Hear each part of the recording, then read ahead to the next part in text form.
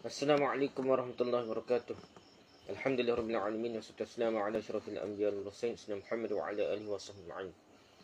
Rabbi shrah li sadri wa yassir li amri wa hlul 'uqdatam min lisani yafqahu qawli. Amma ba'du.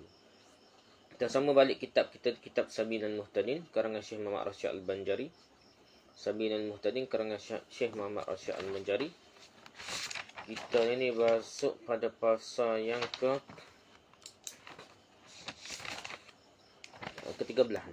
Pasal yang ke-13 iaitu hal-hal yang diharamkan dalam haji dan umrah. Perkara-perkara yang diharamkan dalam haji dan umrah. Dan ni banyak ni, bab ni banyak lah. Kita bicara sedikit lah. Lepas habis ni banyak sangat lah. Berapa kali. Apalah, banyak benar lah. Jadi kita bicara sikit. Hal-hal yang diharamkan dalam haji dan umrah. Yang diharamkan bagi orang berihram ada 6 perkara. 6 perkara dalam orang yang ihram ni 6 perkara dilarang. Pertama, haram bagi lelaki menutup seluruh atau sebahagian kepalanya. Seluruh atau sebahagian kepala pun tak boleh. Dengan apa yang dinamakan penutup. Semua hak pakai penutup lah. Piyuh ko. Kat sokok kau gapo dah. Tak kain kau gapo ikut lah nak. Sapu tangan kau dah. Subek kau kain sebab tak boleh berlaku dah. Menurut ukuran kebiasaan lah. Seperti membalut kepala dengan kain. Sekalipun dengan kain yang tipis sekalipun lah. Dan jarang. Kain jarang pun tak boleh juga. Sehingga kelihatan warna kulit. Walaupun jaga sampai nampak warna kulit pun tak boleh juga. Dan menutup dengan kayu atau sesuatu yang tebal. Kayu pun tak boleh lah. Atau benda tebal lain lah. Tapi yang tidak dianggap sebagai penutup menurut ukuran kebiasaan seperti mengikat dengan benar. Bernaun. Mengikat dengan benang kan tidak? Guna bagi tutup lah kata dah. Kita kata tutup dah sikit sangat dah. Atau bernaun di bawah kemah ke apa. Sekalipun tersentuh dengan kepala. Tidaklah diharamkan. Dia buat kemoh naungnya sikit. Lepas tu sentuh kepala dia. Ataupun payung ke apa dah. Jadi benda tu tersentuh kepala. Tidaklah dikatakan dia ni macam pakai piyah. Tak lah. Dan tidaklah haram dengan meletakkan tapak tangan. Atau tapak tangan orang lain di kepala. Tak atas kepala dia. Atau tangan dia tak atas kepala orang lain ke. Tangan orang lain tak atas kepala dia. Tidaklah dikatakan tutup kepala tu dah. Tu baru sentuh. Dan tidaklah haram dengan meletakkan tapak tangan. Atau tapak tangan orang lain di kepala. Letakkan bakul di atas kepala dia. Sekalipun terulur sehingga seperti kopiah. Jika tidak dikosakkan untuk kepala dengannya. Dia nak akak bagai dah. Tok bit atas kepala kau. Dan nak usun jujung dah. Ataupun ambil berbagai berat nak usun kau ke pun. Jadi payah nak usun tak atas kepala. Jadi bukit dah masuk dia. Sekadar nak akak bagai dah. Jadi tak dik. Jadi dia akak sementara tak bagai. Tak ada lah dah. Jadi dia bukit masuk tutup kepala dah. Dan seperti berbantal dengan sorban. Jadi tak sorban bawah bukan pakai piyah, tak sorban batal dah. Jadi bukan pakai piyah dah, bukan tutup kepala dah. Sorban atau bantal walaupun benda tu piyah, tak biasa piyah tapi tak buat macam batal, dia bukan jadi fungsi tutup kepala dah. Dan seperti menyelamkan dalam air sekalipun air keruh dah. Jadi menyelam dalam air pun walaupun tutup kepala bukan pakai piyah dah. Bukan tutup kepala tu. Waktu menyelam mandi setelah menyelai ke gapung tidak dikira menutup kepala. Maka semua itu tidaklah haram kerana tidak dinamakan penutup menurut ukuran adat kebiasaan. Uruf ni tidak panggil tutup kepala gitu dah. Wajiblah membuka sebahagian yang dekat dengan batas kepala agar diyakinkan terbuka bahagian yang wajib dibuka. Ni bukalah sebahagian dekat dengan batas kepala dah. Kuasa lain lah. Jadi benda-benda hak kita kata macam batas kepala tu kita buka sikit.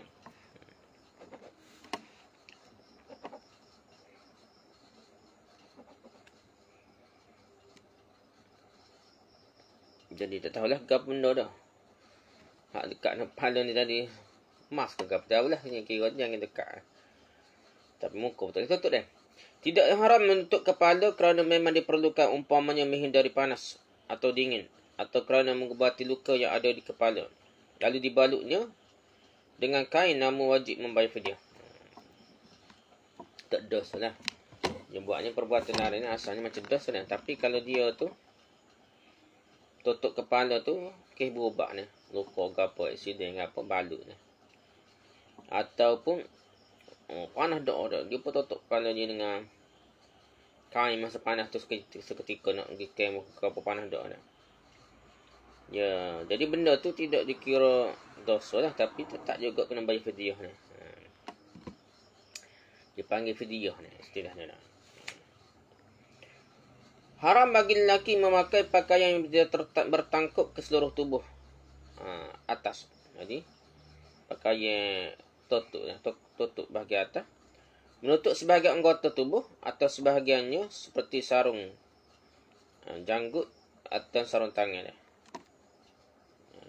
Sarung janggut atau sarung tangan dia juga sarung janggut dia. Jadi lelaki tak boleh pakai dah tu dah.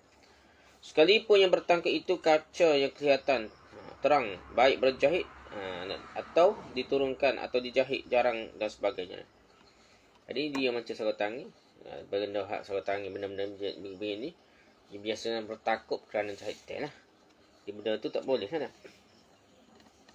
Seperti baju kurung, kain sarung ni. Kain sarung ni ikat tak boleh juga dah. Kalau tak ikat tak apa, tak jahit tak apa, jahit pun tak boleh. Baju belah dada dah, semua tu berjahit lah. Baju kebaya, baju rantai, sorban, kopiah, celana, seluar jahit dah. Sepatu dah, kasut dan sebagainya dengan syarat jika dipakainya seperti biasa dan jika tidak dimasukkan ke tangannya ke dalam baju dah. Jadi jika dia pakai lah seperti biasa tu tak boleh dah. Tapi kalau jika tidak dimasukkan tangannya ke dalam baju sekalipun tidak lama dipakai juga haram. Jadi pakai semetap tak boleh dah. Dah. Pakai baju ni, baju meja, baju gapo, baju lah. Baju tu masuk je benda yang berjahit dah. Berbeza kalau dipakainya tidak biasa memakainya seperti diselimutinya baju belah dada di tubuhnya. Jika dia berbaring, sekira-kira kalau ia berdiri baju itu terlepas dari tubuhnya. Dia bukan pakai sungguh.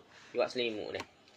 Dia buat selimut baju tu memanglah berjahit, tapi buat selimut tu dia bukan pakai lah. Dia buat selimut semata, jadi dia macam selimut lah. Dia bukan macam pakai tubuh dia lah. Jadi itu tak kira pakai lah. Dan seperti diselendangkannya lah. Macam selimut lah, diselendangkannya dah. Atau diselimutkannya, atau disarungkannya baju kurung. Atau celana, atau diselimutkannya baju kebaya.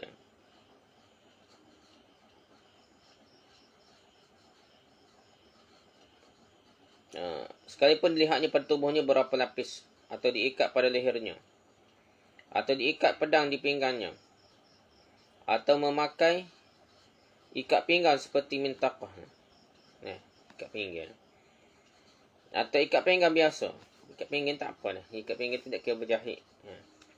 Atau kain, atau tali, atau barang yang serupa itu, atau memakai cincin. Cincin pun tidak dikira jahit dan sambung. Atau kedua kain yang dipakainya digulung. Kain tu dia pakai tak jahit dah. Lepas tu dia gulung dah. Gulung tu bukan maksud ikat macam jahit tu lah. Atau hujung sarung ihramnya diikat dengan hujung selendangnya dah. Hujung sarung, kat sarung tak di bawah. Ikat dengan hak atas pula dah. Hak selimut atas ni.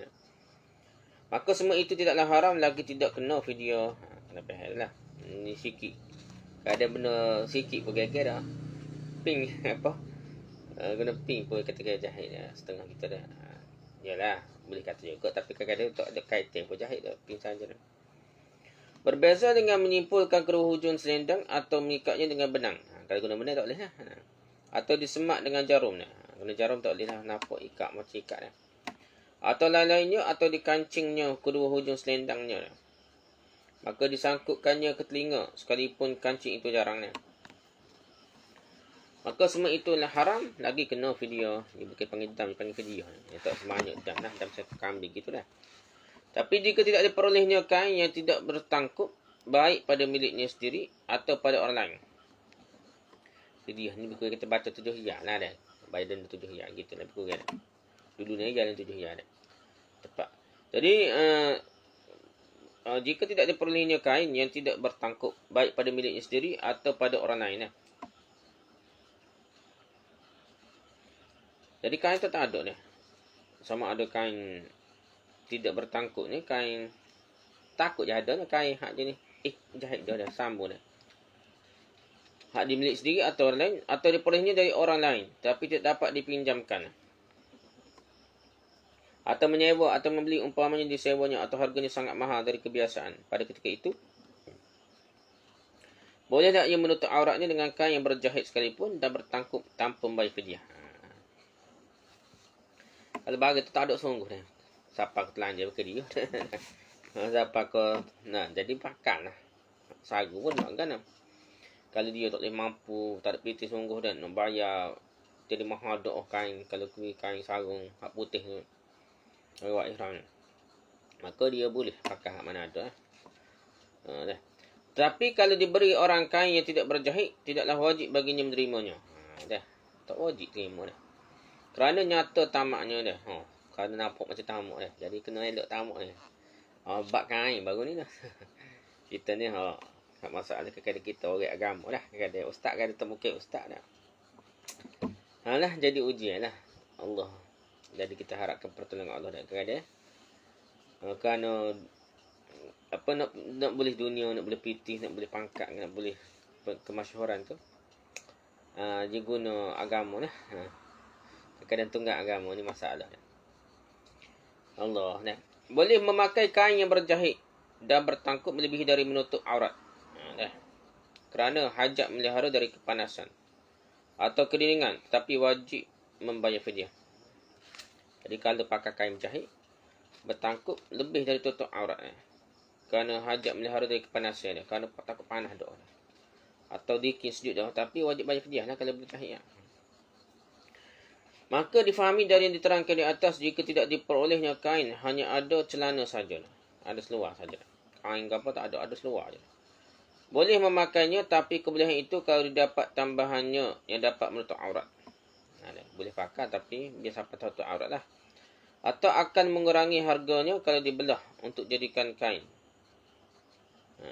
Atau harga tidak berkurang namun tidak ada kain untuk menutup aurat selama membuka jahitannya. Dia buka jahitan jadi tak boleh tutup aurat. Terbuka jadi telanjang bogel pula dah. Dah. Kena boleh pakai lah tak. Dan kalau tidak akan terjadi seperti yang terangkan di atas, wajiblah membuka jahitannya. Kalau jahit keluar tu boleh buka, siapa aku tak nampak telanjang bogel, tak nampak malu ke apa dah. Boleh nak buka, tapi kalau siapa ke tahap nampak aurat ke apa, mungkin dia dah. Dengan syarat jika mampu menjual celana tersebut dan membeli kain yang tidak berjahit dengan seharga celana itu, kalau boleh dah. Wajiblah ia mengerja kain seperti itu dengan syarat jika kelihatan aurat di hadapan orang yang haram melihat aurat dikala menjualnya. Masa jual tu jangan siapa telanjang bogel nampak dah. Gitu dah. Dan kalau tidak seperti itu, maka tidaklah wajib memperbuat yang seperti itu. Kalau dia jual tu terpaksa napuk, kemaluan dia ke apa dah. Jual tu bukan dia dah. Seterusnya, boleh memakai sandal, selipar dan kaos stocking dengan syarat kalau tidak tertutup semua anak jari kakinya. Nak pakai juga. Jangan syarat jangan tutup semua anak jarinya. Anak jari kakinya. Dan boleh memakai sepatu kalau tidak ada sandal. Boleh pakai kasut kalau tak ada selipar dah. Dengan syarat kalau dipotongnya apa yang ada di bawah mata kakinya dah. Jangan lebih mata kaki dah. Atau ada juga boleh pakai kasut dengan syarat potong atas pada mata kaki. Jangan siapa biar nampak mata kaki dah. Sekalipun harganya berkurang kerana disuruh memotongnya dah. Jadi harga kurang tak. Dan boleh memakai sepatu yang terpotong seperti yang terangkan di atas dan tertutup tumitnya. Boleh tutup tumit dah. Dan belakang kakinya dan seluruh jari kakinya, tapi kalau diperolehnya sandal, wajiblah membuka sepatu dengan segera. Tapi kalau ada selipar yang nampak jari tu, dia pakai hak tu lah. Ini kata terpaksa saja lah. Kalau tidak dibukanya dengan segera, maka wajiblah membayar dam. Kalau nampak ada selipar, jepuk selipar, apa hak selipar tidak. Orang kata tidak, dia nampak jari tu, boleh lah. Dia kena pakai lah tu. Bukan boleh saja, dia kena segera pakai tukar, pakai selipar tu berbanding kasut. Kerana kasut ni masalah dia tutup jari kaki dah. Tapi sepatu yang terpotong pada penutup tumitnya dan seluruh jari kakinya, boleh memakainya. Di napuk jari kaki dia. Boleh memakainya sekalipun ada sandal. Kalau dikiaskan sandal, dia macam selipar juga. Walaupun nama kasut, tapi nampak jari dah. Jari depan nampak. Lepas tu bukan lali nampak dah. Walaupun apa kata panggil selipar, panggil kasut bukan selipar tapi macam kasut juga. Jadi hukumnya kasut. Selipar lah bukan kasut ya. Dan tidaklah mengapa tertutup belakang kakinya kerana perlu dia melekatkan pada kakinya. Tak apa, tutup macam kasut lah, tutup belakang kaki tak apa, jangan tutup buku lali ya. Dia nak buku lali dan jari ya. Itu hak laki pun dah. Laki dah. Haram bagi wanita sekalipun budak menutup muka. Jadi tutup muka ni haram ni. Masuk haji dah. Hak ni timbul perbahasa ulama pasal muka ni aurat tidak pasal masuk haji umrah ni dia kena buka muka. Seperti penutup yang dibicarakan pada penutup kepala bagi lelaki. Lelaki tak boleh tutup kepala, perempuan pula tak boleh tutup muka. Serupalah. Hikmah menyuruh perempuan membuka mukanya kerana kebiasaannya kebanyakan wanita menutup mukanya. Itu kebiasaan lah. Maka diperintahlah membuka agar menyalahi adatnya pada waktu berihram, agar hatinya ingat kerana adanya perubahan adat. Dikiaskan dengan lelaki membuka kepala dan mengubah pakaiannya. Jadi perempuan ni tak ubah pakaian lain, cuma dia muka je buka dah. Jadi dia berasa lah dia ni buat haji atau umrah. Berbanding hari biasa tutup muka semua. Jadi budaya satu semua tutup muka dah. Sedangkan lelaki pula buka kepala pakai pihak orang Muslim ni. Dia buat haji umrah buka pula kepala ni tak boleh pakai pihak pula dah. Jadi biasa lain lah, biasa lain ni. Wajiblah bagi perempuan menutup kepala dan menutup sedikit bahagian mukanya dah. Sekadar menyempurnakan tutupan kepala, baik perempuan itu merdeka maupun budak, tutup aurat lah. Inilah dikuatkan oleh Syekh Ibn Hajar dalam kitabnya, Kitab Tuhfatul Muhtasyarah min Hadi Talibin. Namun Syekh Khatib Syarbini dalam kitabnya Mughni Muhtash dan Syekh Ramli dalam kitab Nihayah. Maka wajib menutup seperti yang terangkan di atas bagi perempuan yang merdeka saja. Perempuan tidak merdeka tak wajib tutup gitu. Mengikut Syekh lain dah. Syekh Khatib Syarbini, Syekh Ramli dah. Syekh Ibn Hajar serupa. Orang hamba ke, orang merdeka ke, dia kena tutup aurat dia lah. Walaupun masa biasa orang hamba tidak wajib tutup kepala rambut dia kan. Tapi masa haji ni kena buat gitu mengikut Syekh Ramli dah. Tapi orang lain kata serupa lah. Orang hamba ni ketika haji umrah ataupun ketika biasa pun dia tetap boleh buka rambut. Tidak wajib bagi perempuan membuka sedikit batas kepala. Kerana membuka muka yang wajib terlebih penting dari melihara terbuka muka. Jadi tak apa buka sikit dah. Pasal penting buka muka ni. Dari melihara terbuka muka tu. Jadi memang nak suruh buka lah. Yang penting dah. Sahaja. Perempuan boleh mengulurkan kain yang ada pada kepalanya ke mukanya dengan terenggangkan dari muka, baik dengan kayu maupun dengan sesuatu yang lain, sekalipun bukan kerana adanya hajat. Dia tutup muka tu, tapi dia buat copor depan tu, lepas turun kain tu. Jadi setara tu dia kata boleh tutup muka dia, tak apa. Kerana seperti itu tidak dianggap menutup muka yang diharamkan. Tapi kalau dihulurkan itu terjatuh ke atas muka dan menyentuh muka tanpa dengan keinginannya sendiri, maka hendaknya segera mengangkatnya. Ia tidak dianggap berdosa lah dan tidak wajib bayar fidyah lagi. Jadi dia tak bayar kalau tersentuh. Bukan yang sengaja dah. Tapi jika disengajakan menggugurkannya ke muka, sengaja suruh kain tu, atas kepala tutup, kena muka tutup muka, macam sentuh muka dah. Atau sengaja menanggalkannya, dah.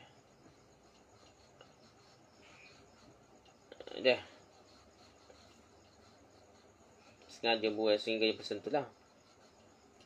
Dan wajiblah dia membayar fidyahnya.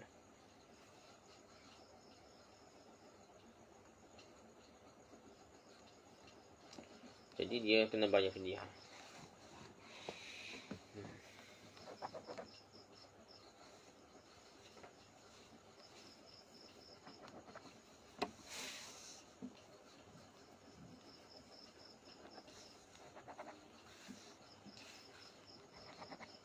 Tak ada.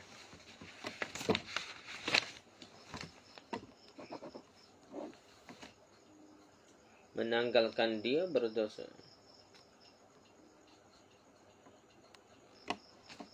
Menanggalkannya dah. Menanggalkan gapo dia. Tak apalah kita baca. Sunat bagi perempuan membuka telapak tangan. Telapak tangan ni wajib sunat dia kata dah. Dan boleh memakai kain yang berjahit.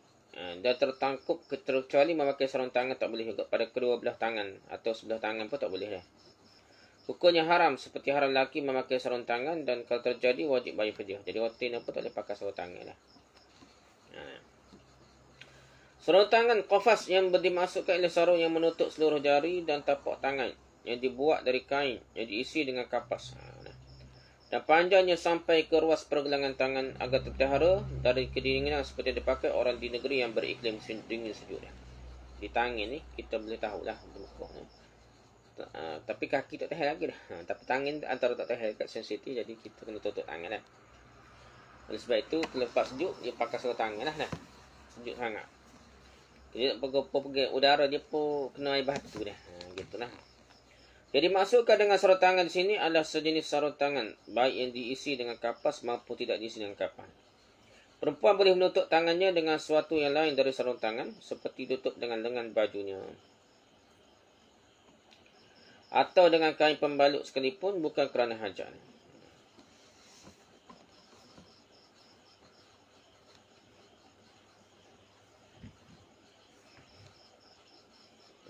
Tapi kalau tutup dengan lengan baju dia lebih tertutup tangan ke apa tu, tidak dikira pakai sarung tangan lah. Tak kena fidyah dah.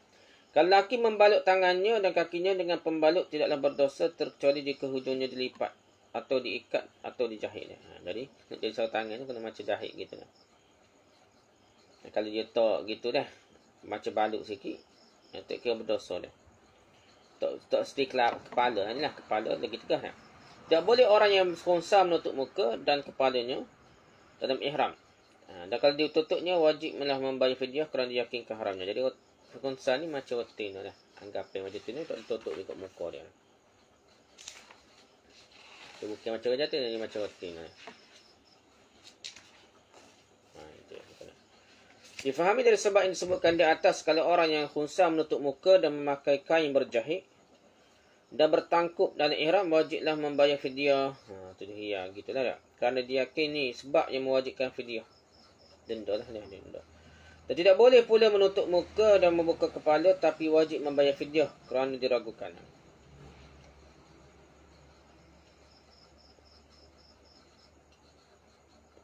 Tapi gitulah membayar fidyah nak. Kalau orang yang khunsa menutup kepalanya tapi kemudian ternyata bahawa dirinya lelaki, atau menutup mukanya ternyata ia perempuan, maka apakah wajib membayar fidyah? Kerana hanya melihat kepada perbuatan itu saja, atau tidak wajib membayar fidyah kerana syarat haram dari fidyah? Syarat haram dan fidyah bahawa ia tahu akan haramnya pada dirinya ketika memperbuatnya. Kerana kedua persyarat itu tidak ditemukan, maka akan terjadi dua kemungkinan. Menurut Syekh Ibn Hajar dalam kitabnya Tuhfatul Muhtaj. Kemudian yang kedua ini lebih dekat lah. Pendek lagi. Pening kapung ni.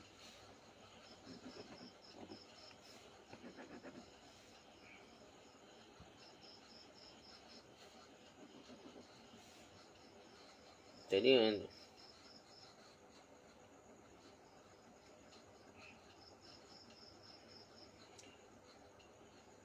menutup khunsa itu akan kepalanya, kemudian maka nyata keadaannya laki-laki, atau menutup akan mukanya, kemudian maka nyata keadaannya perempuan, maka adakah lazim akan dia fidyah? Kena bayar fidyah ke tak? Kerana mengamalkan dengan barang yang barangnya pada diri pekerjaannya, atau tiada lazim akan dia fidyah. Kerana syarat haram. Dan fidyah itu tahu akan haramnya atasnya pada ketika hampir buat dia, dan tiada diperoleh ia tiap-tiap daripada yang demikian itu muhtamal, kata Syekh Ibn Hajar dalam Tuhfah, yang terlebih hampir iaitu ihtimal yang kedua. Jadi dia kiranya hak kedua lah.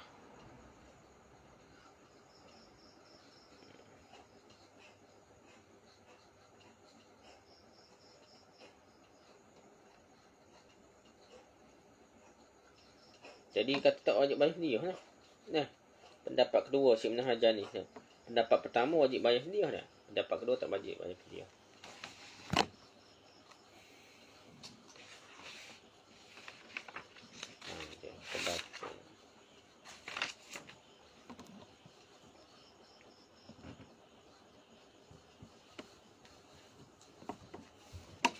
Kedua, dan yang diharamkan perbuatannya bagi orang berihram ialah memakai wangi-wangian.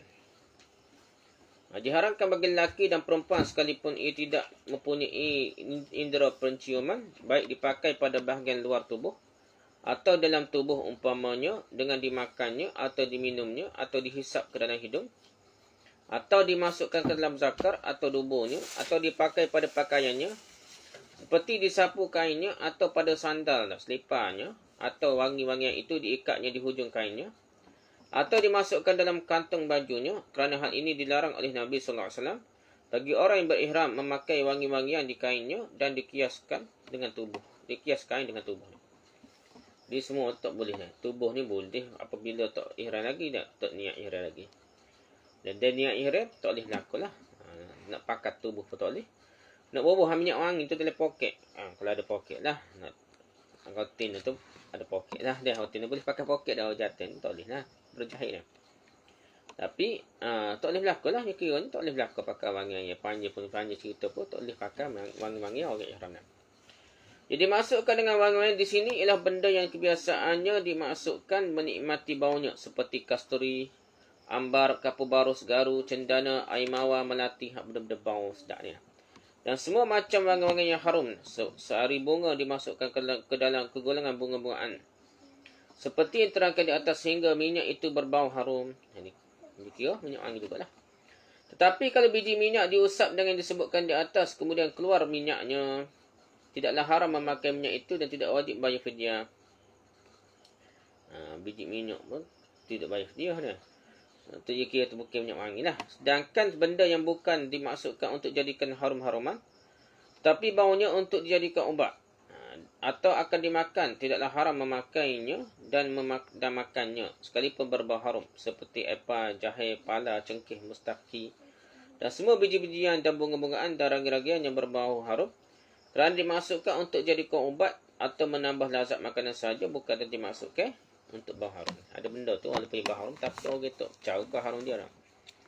Harum sikit, tidak harum kuat dan bukan maksudnya untuk minyak wangi bau wangi tapi bau harum, tapi matlamat dia lain dah untuk berubat dah, untuk lazat makanan itu fungsi rasanya hak tu walaupun pada bau sedikit dah.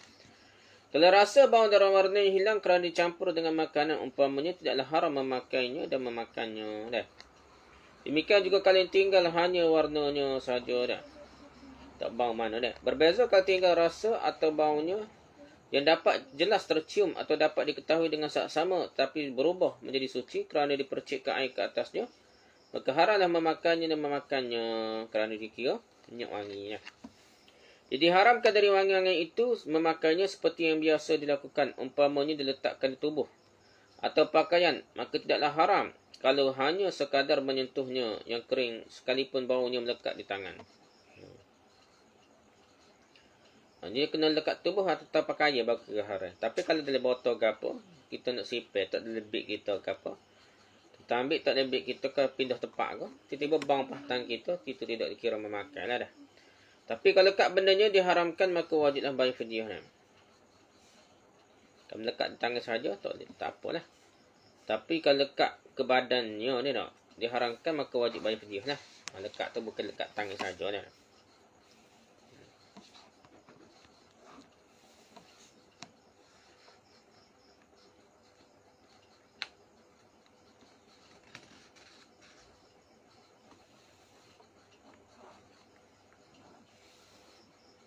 Lekat ainnya dah. Bukan lekat badannya, lekat ainnya. Benda tu betul-betul lekat toko lah. Bukan bau saja, lekat kalau napuk dah. Lekat butir dia, lekat apa, lekat tangan ke apa tu.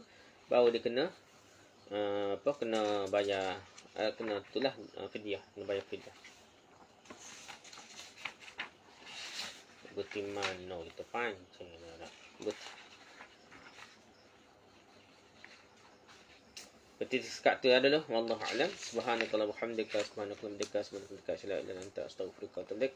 Assalamualaikum warahmatullahi wabarakatuh.